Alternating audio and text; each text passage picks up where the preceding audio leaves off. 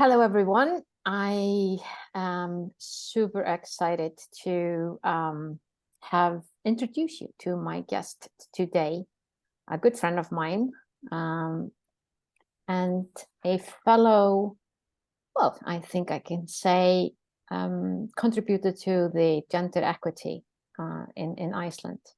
I want to introduce you to Thordis Loa Thorhallsdottir. Yeah, I know, a big one. I just call her Loa.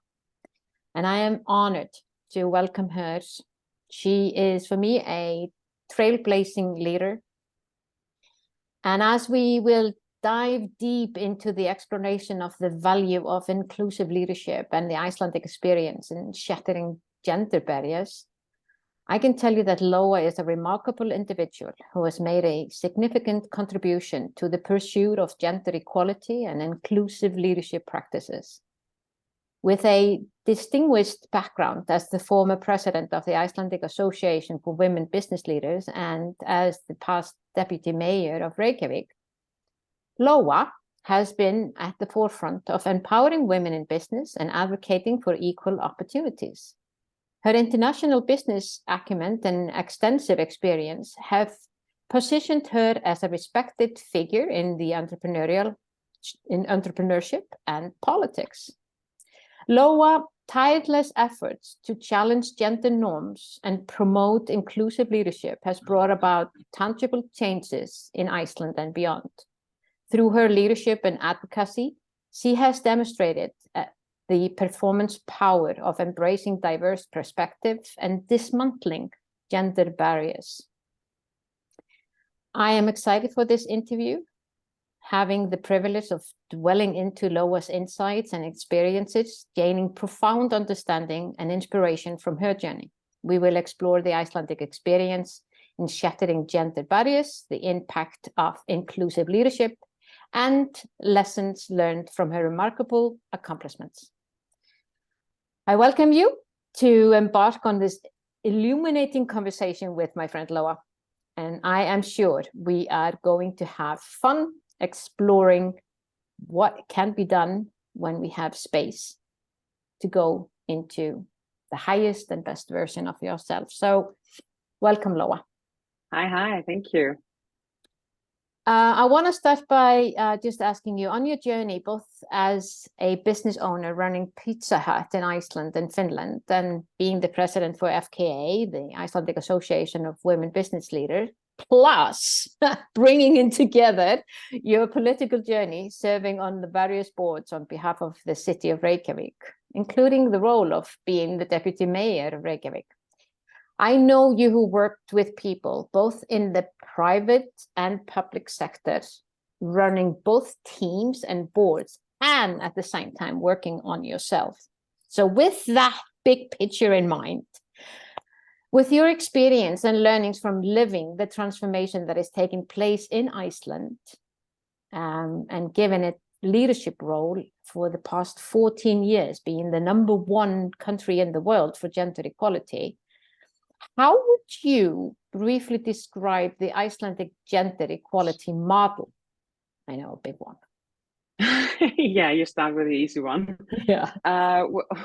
Well, it all starts with the foundation. In my opinion, of course, the law, the gender equality law that was set here, but that is one thing. But then you have to go into action regarding just organizing people's lives. And I think the foundation for our road or our journey in Iceland is the child care system and the maternity and the paternity or parent leave, which is the base foundation. I have found that on my international journey as well, talking to people from all around the world. When I was working for Pizza Hut, for example, when I was I used to run and own Pizza Hut in Finland and Iceland. So I would meet people from all over.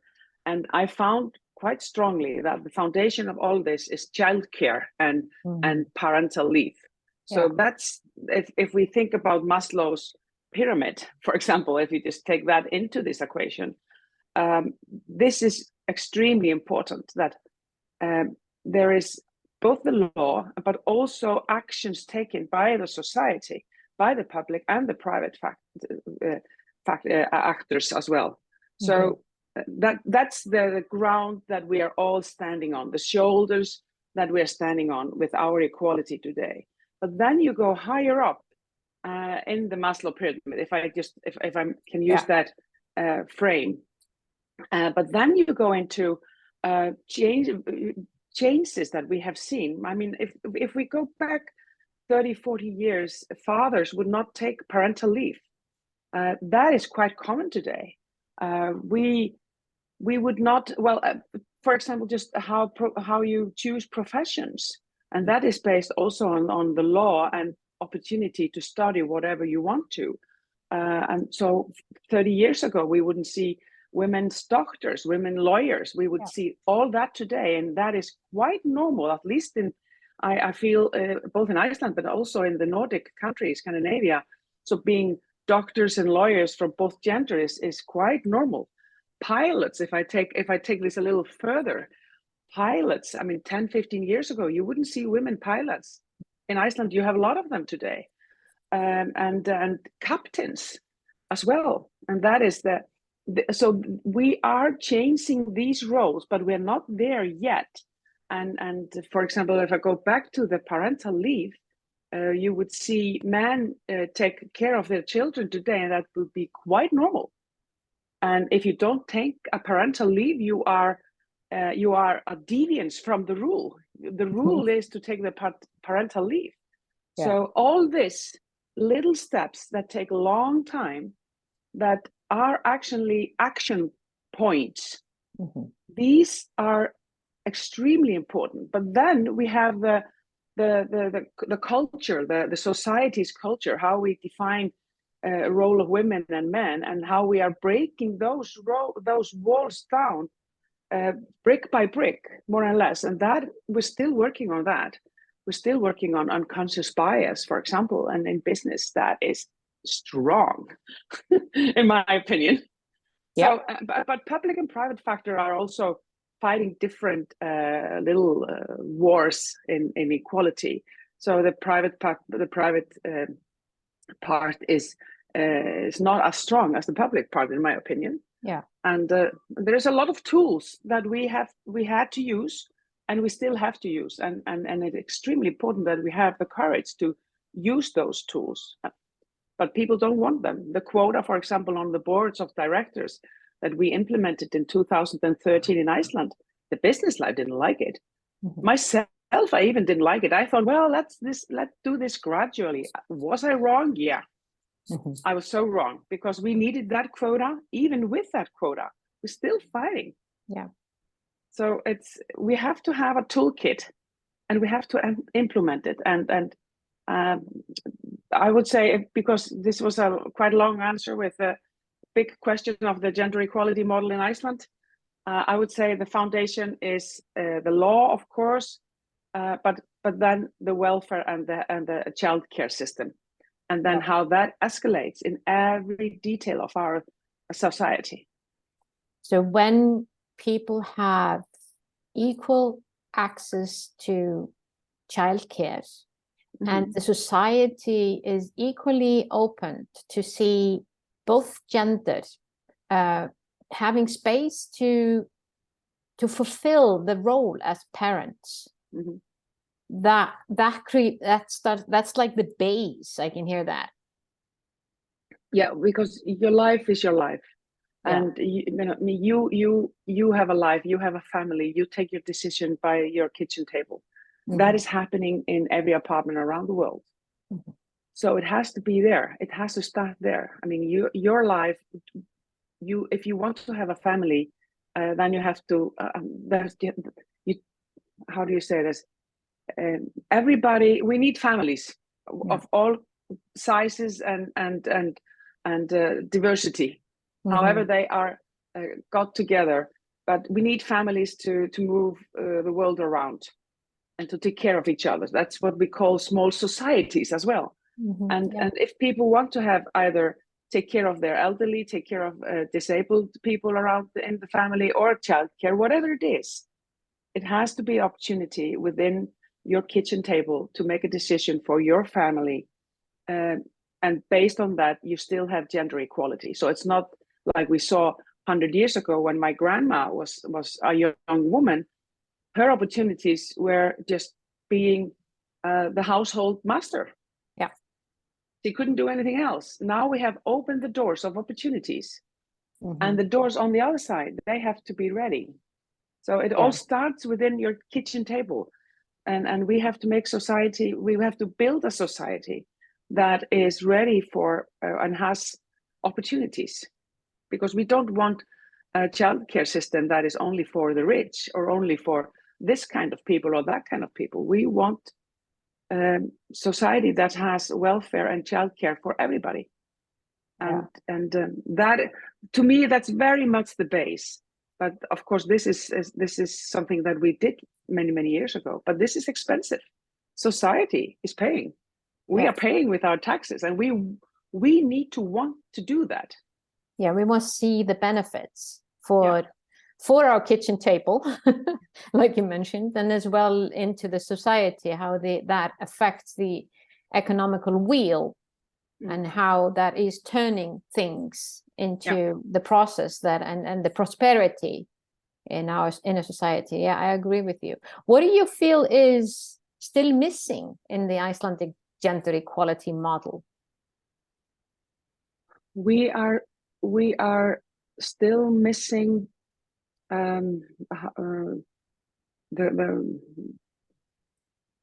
the culture within every society. There's a cultural value-based theme or a line that we don't really see every day, but it's there.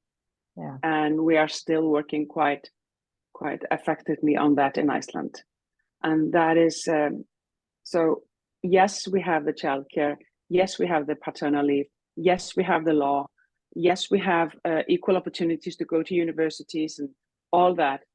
We have more women coming out of new fields than ever before. But who are running the country? Who are sitting on the money, for example? Look at the Icelandic Stock Exchange. I mean, that's a wow factor. You have a #1 equality country in the world, and the Icelandic Stock Exchange is run by mostly men. I mean, mostly, when I say 90% or 99%, that is not reflecting the society. If we are #1 gender equality country in the world, why wouldn't the stock exchange be 50-50, 60-40, whatever it is? And when I say 60-40, I also mean 60-40 by women being 60 or women being 70. Why shouldn't it be other way around as well? But it's not. And this is very much hidden, that men are still controlling the money. So and this is a fine line. You can't really say, okay, do we have a law to cross this? Of course, we can always fine tune the law. Do we need more quotas? Yes, we might have to do that. But it is actually the network who are running, who are the behind the scene people who are running the finance. You want to be in that phone book. That is actually how it is, in my opinion. And that is not how it should be. So we need to change that phone book. So that is such a good point. So coming from us as individuals, doing that work, changing that work, that phone book, becoming part of that network. What do you see now that we have in Iceland, like you mentioned, we have the law, we have the maternity leave, we have the education, it's not odd for a dad to take care of their children as much as it is for the mom to take care of the children, or we can choose all these professions that we want. What are we not doing as individuals to become part of that network or part of that phone book that obviously you need to be part of in order to be accepted into the higher role in the stock exchange? If you just look at that. Yeah, I think if you go person by person, everybody would say, yes, we like gender equality. Yes, we know that's the best for the whole society. We also know, and this is a fact, and has been a fact for quite a few years, that more equal societies have better macroeconomies.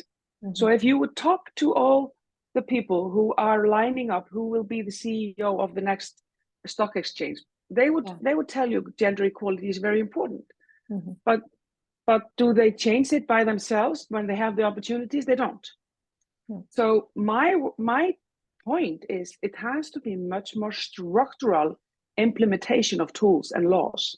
And we have been going through some difficult things here in Iceland now, in recent months, regarding privatizing public-owned banks, for example. Just if I take that example. Now, the framework for that procedure was too loose.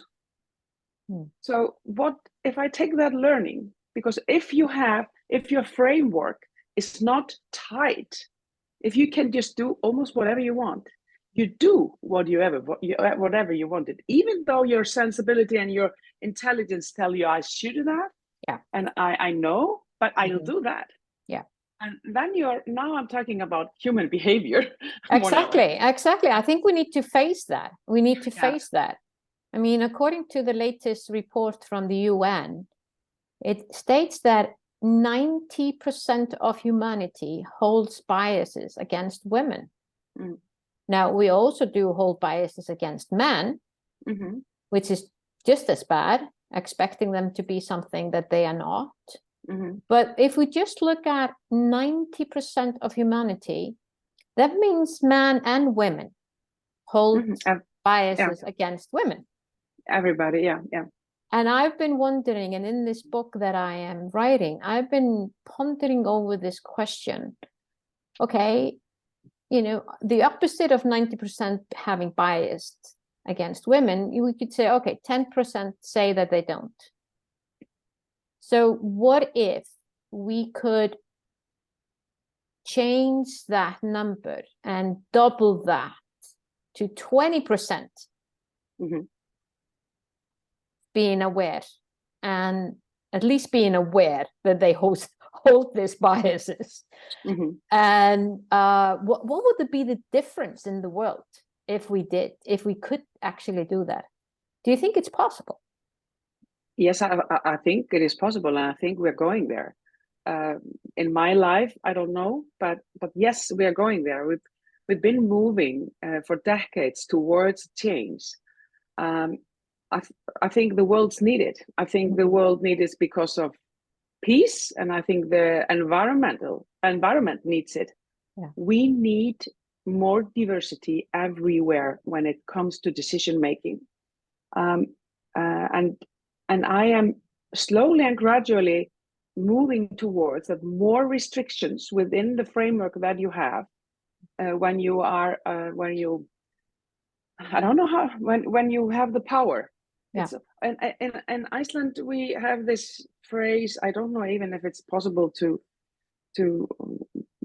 translate it over to English, but when you are by the fire, those who are around the fire when it's cold, they don't give their spot away that easy for another person to warm up unless they have to. So if I take that phrase, so you have a fire, how do you say that?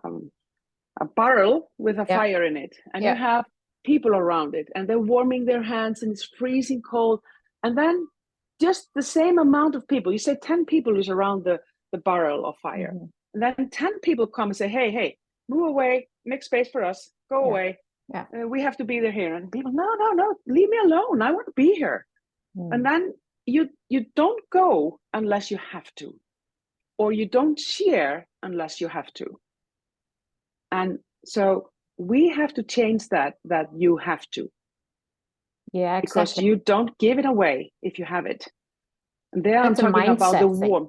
Yeah, and it is a human behavior. because you said 90% have unconscious bias or have bias against women. This is very deep in our culture, within every culture we have. But I urge you, look at the media. See the world leaders. You see one prime minister from Iceland being woman, one prime minister from Denmark. We used to have one from Finland. He's gone away. Oops, he was dancing, and you know, we have the media. The world media went crazy one summer when the Finnish prime minister got dancing with her girlfriend. Wow, what a shock! Women dance. Oh, there's music in life. I mean, this is. Look at the world, who are running the world. You see one woman there, one woman there, but you asked me the question, what if 20%? Yeah. It is extremely important that we get every percentage up, because the more diversity you have on those pictures, because those are the pictures we are watching all the time. The world leaders are coming together, who are running the world, who is, you know, in line for environmental issues. And then you have the equity business, the private business coming in, the big industries who don't want to change their behaviors because that has huge impact on the finances. We have to change this. Because otherwise it's not a good world to live in, where we are fighting war all around and we are killing the planet Earth. Absolutely. That's very much so. It's a big thing. It's a huge thing. I agree with you. And I think, because you mentioned human behavior, I also think that I see it better and better now that I'm writing this book, how the impact, the social conditioning that we have been, we've grown accustomed to in our upbringing, in our environment, that we start to make assumption about one person because he or she looks a certain way or seems to have a status or whatever that is, that we become the importance to be aware of all of those little things that that makes our world on a day-to-day basis, that we don't take that as the truth, the whole truth, because it isn't. And I think because, like I mentioned before, we do talk about women, the biases against women, and they are not helping us, humanity, to raise our, just become the highest version of ourselves, the best version, or whatever the phrase is that you want to use. And I see the same thing goes with men. And so I actually wanted as well, when it comes to equality, what is your view on that? I thought about this when I was reading this report from the UN stating the 90%. And I thought, is the UN doing similar tests or questions around biases towards men? And if they did, would that bring a different conversation? So I know this is a long question.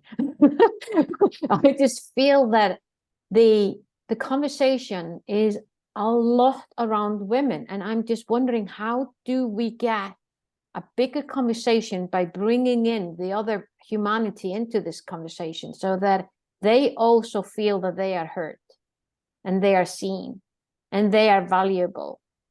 Do you get what I mean? And I often think if we're missing out on a deeper conversation because of that. You and I, we know that. We've been to plenty of conferences, leadership conferences with women worldwide. And it's women talking to women. What good is that? No, it doesn't. Well, it moved a little, but it's not. Yeah, but you have to go further now. You have stumbled into something very interesting now, because I agree with you. We are always talking about men and then there is a little gap, and then there are women, men and women. Yeah. We're never really just talking about people. People, yeah. And I for example, now we have the World Cup coming up in football. Since it's summertime, and we have just in a few days a World Cup coming up in football, but it's always the Women's World Cup. Yeah. So the terminology, for example, in the media is when it's football league, it's the football league is the men league. Exactly. And then there's the women's football league. Yeah. What is that? That's the terminology. That is what. Why are we always taking this?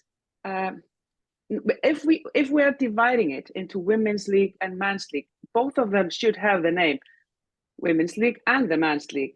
Yep. The men, they don't have the advantage of just having the league. Do you follow me? So yeah. So and into that is a little bit to what you were talking about, the UN. We should be analyzing for everybody, for men and for women. And now we are in a new era. I mean, we have where gender is even not so pre-scripted in women and men. So we have to adjust to that as well. Exactly. And that is also a huge challenge, and a very interesting one, because then we are challenging those genders that we've been so reliant, conditioned, exactly. So and just media is an extreme good outpost to look at and to hear. What is the media saying? Yeah, I'm here at the women's football league. Yeah. But then the day after, I'm here at the football league. Yeah. Okay, what football league is that? Yeah, exactly. For whom? For whom? And it's like, and this is so what I've been thinking about, because we're manifesting the separation. Yeah, we are. And we have to stop that. We have to stop that. I agree with you. And it goes in so many different areas. We are doing that. And when no one stops you, because this just becomes a habit, and we say things because that's what we see, and we often want to be, this is part of belonging to something, belonging in a conversation and being accepted and valued and all of that, the human thing. But there's so few people. I would just wish that this book could make that impact, that people would just wake up and say, hey, I can make a huge change by changing how I talk. Yeah. And that is my job. Icelandic language, for example, is quite gender-based. Yeah. And it's difficult. And I'm fighting that. I'm the chairperson of board of directors for the Reykjavik Harbor Company, which has been for decades very male orientated, but now through recent years it's been changing. And I've been on that board now for 6 years, and I've been the chair now for a few months, and I can feel that there's a tendency of talking about us always in the references that we are all men. Yeah. And then, since I'm the chairperson, everybody can see that is quite strange. So I can feel, because everybody wants to do this. Nobody's saying, no, we don't want to change that. Nobody says that. They want to change it in a way, because we know we're moving towards a better society. Yeah. But the terminology and our body language and everything is so there.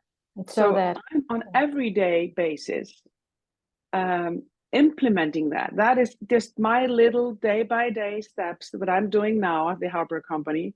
I'm saying, so we together are we as women and men, and it's difficult to say this in English because in Icelandic it makes perfect sense, because we have this word for the group being just men and the group being just women.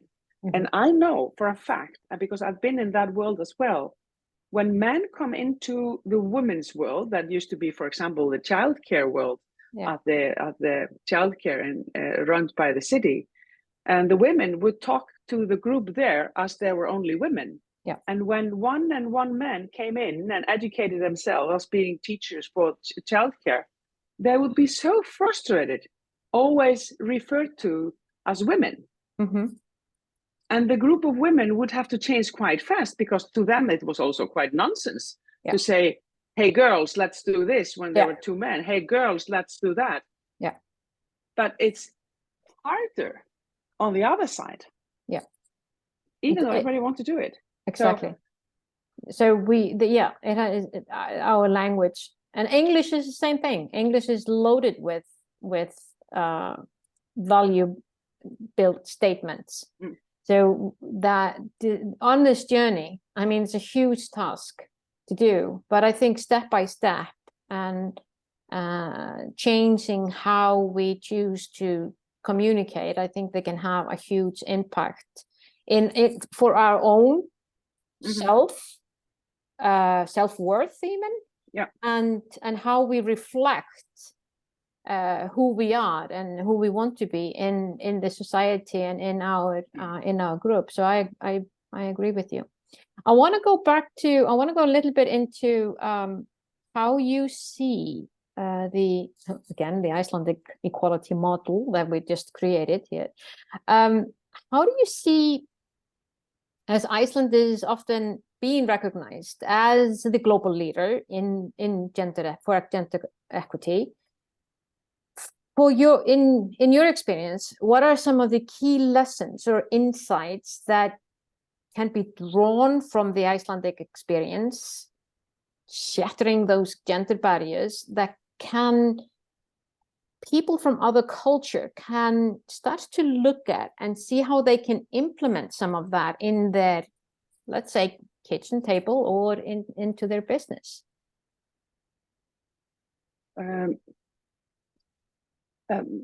My key point as well as a politician is now, and has been for quite a while, societies have to implement this within the society, within the government, and within the municipalities. This, even though the equality starts with the kitchen table, you making your decisions, the equality starts with structuring up and investing in this, because it's no good if we have childcare and parental leave only for few. It has to be for everybody, and it has to be something you pay your taxes, and this is something that is within that, just like your educational system. So if it becomes private and public, and there's a division, there's a huge gap between, that is no good for the whole society. So people in all societies, they have to want to invest in this. Just as we invest in warfare and in armies and in roads or building something within whatever society you live in, you have to want to have this. And then it's good to go to the facts and to all the learnings, because if you invest in this, you have better macroeconomics for everybody. You have better lives for everybody. You have more opportunities for everybody. Nobody is actually losing anything. The whole society, the whole community, in whatever scale it is gaining. So it really is a win-win. Why shouldn't we want to win it? For the sake of, this is just how we've always done it. But we are conservative creatures. Yeah. This is just how we've always done it, and I see no reason to change that. Yeah. So my message is, it is structural. It is something very public. Has to be on a national level or governmental level or whatever level it is. Because societies, they have different build-ups. Some are on national level, and then they are on regional level, and then they go down to municipalities or cities. Whatever structure the country has, all of those structures have to be invested in this. And because the outcome is much, much better than if we don't do it. And you can see it if you just look at the global map and see what are the prosperous countries and the cultures. You see, they are where there's more peace, where there's more gender equality, where the human rights are good, and you're still working on them because we are still fighting that. Yeah. Human rights for everybody, diversity for everybody. And it's no rocket science. It's just the global map, and we know all the numbers. Exactly. And it's interesting that you mentioned that. Now that we are number one, Iceland is number one for the 14 years in a row for gender equality, according to the World Economic Forum. And I just read that we are number one again as well, since they started to measure peace. Yeah. We're not number one when it comes to happiness. So there is something missing there. But saying that, what you just mentioned, and I want to take that into the personal, on a personal level, because you talk about that being, the equality and the benefits for equality and the peace that it gives you back. So even though you are living in an environment that the society hasn't been structured that way, for you as an individual to work on your inner peace and work on finding your strength so that you can lead and be the advocate for changes happening in your society. I think that is, personally, I think that is something that I would like to advocate to listeners and readers, that is always something that you can do. And even though with artificial intelligence and Siri and everyone is listening to what we're saying, your thoughts are still your thoughts. Yeah, and you have to, I agree, because even though I'm talking about societies and governments, it all happens at your kitchen table. You make your decisions every day. And I think we all need to be bold and courageous and take the steps towards better society and make sure that the steps we take in our lives, they are for better society, both for genders, but all genders, but also for human rights, for the environmental issues. I mean, there are quite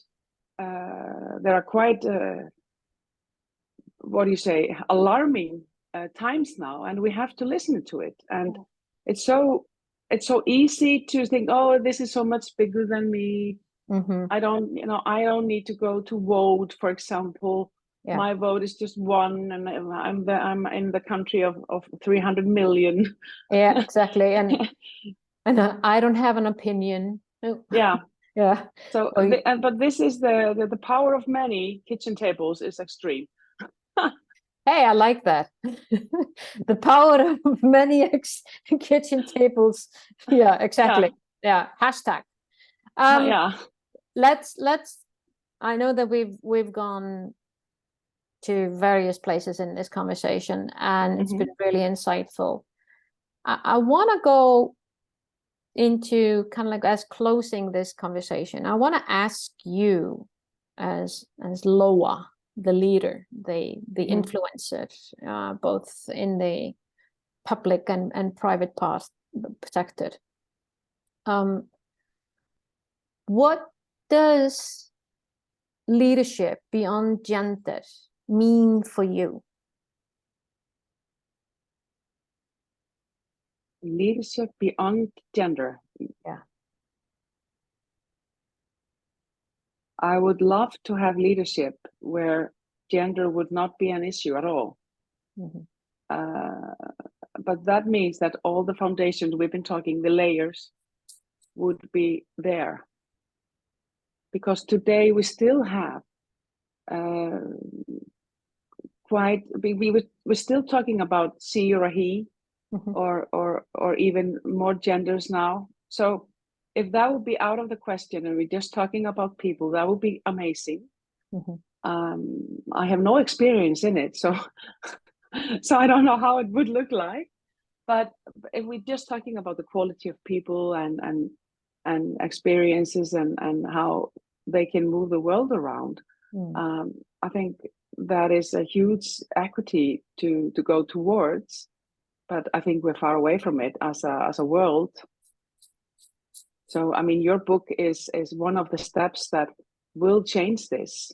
So thank you for that, because, you know, one book is one book, and it's layers on top of layers, and that is what changes the world. So your steps are so important in this as well. Thank you. Thank you. That means a lot. Any final words? I would say just keep on going, be courageous, and remember that we're all born into this world to make a change. Nobody is here to do nothing. We're all here to make a change. And that is our responsibility. Is how are you going to change the world? Is your main question in life. And we're all there. Whatever culture, whatever language, wherever we were, wherever we live, we're here to make a change. Let's do it. Thank you. I'm going to end by these beautiful words. So Loa, thank you so much for being my guest and to contribute to Leadership Beyond Gender. Thank you. And good luck with the book. Thank you.